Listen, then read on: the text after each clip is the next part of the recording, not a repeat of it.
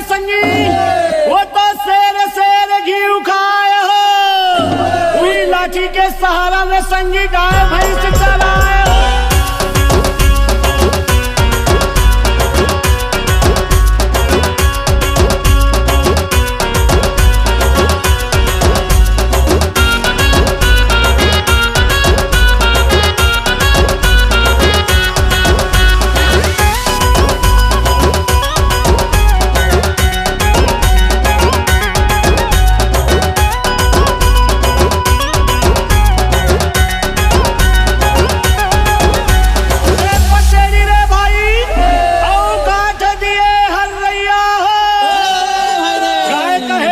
टिकली रे भैया लपट रहे गोंगई हो।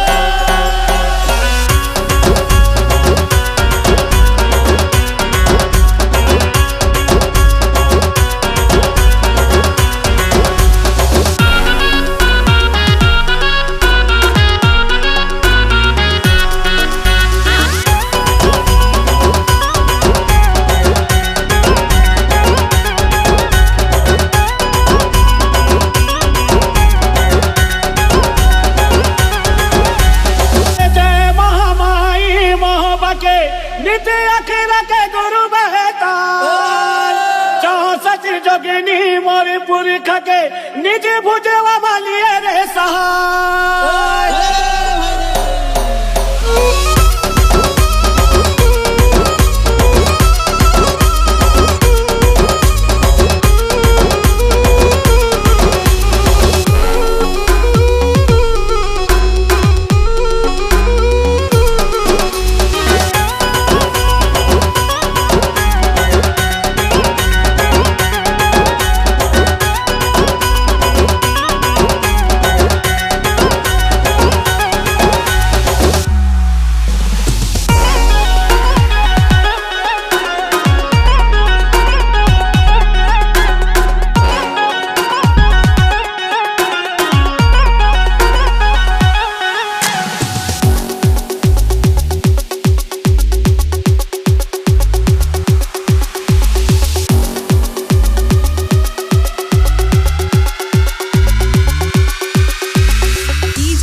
प्रवीण।